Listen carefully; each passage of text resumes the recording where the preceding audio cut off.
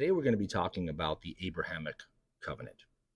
Now, we saw a little bit of that yesterday, but today specifically we see God make this covenant with him in verses 12 through 17 of chapter 15, in which uh, he first had told him, as we said yesterday, that he would multiply his descendants like the sand in the seashore or the stars in the sky, meaning they will be vast and great.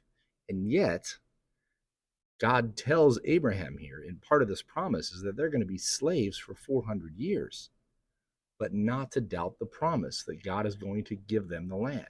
And there is even a purpose in enslaving them, that God wanted to judge the wickedness that these other nations were doing. And we're going to see this happen as Moses later brings them out. And so this is, I think, really mind-blowing if we think about it, that in God's plan, sometimes entire generations will go by and not understand what is going on, right? If you're in that first, second, third generation of slavery, you think God has forgotten you.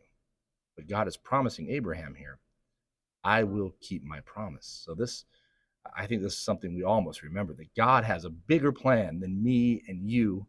He has a plan for me and you, but it's a bigger plan. It's a master plan for all eternity. And we are but small pieces. And sometimes we just need to trust the plan and be faithful unto God and not worry about the end results. Fortunately for us, we're on a better side of this than perhaps the early Israelites were.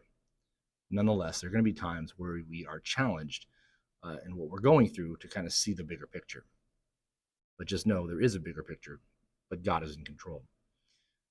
And he demonstrates this most profoundly by he takes this smoking fire pot and blazing torch appear in this kind of trance or dream here to Abraham. And the Lord passed between the pieces and makes this covenant with Abraham and says, and I don't even know if we should say a dream there. There's just this like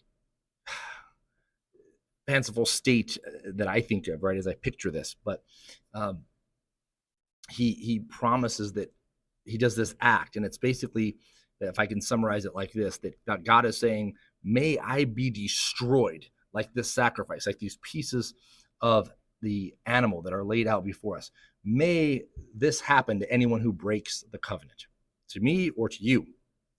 But God is making this covenant with Abraham. So obviously God can't be destroyed, but he's basically saying this is a covenant, right, that I am making. And I'm assuring you by saying this act that I'm doing, may I be destroyed if I were to renege upon it.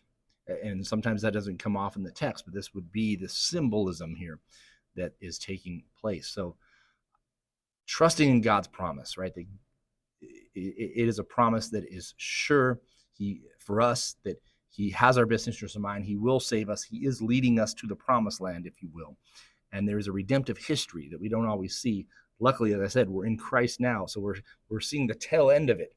But there is still much to trust in God. There's still a life to live by faith in righteousness, knowing that God will indeed complete and bring us into all fruition and all completion and all consummation of the kingdom, and lead us to that heavenly home, our final destination.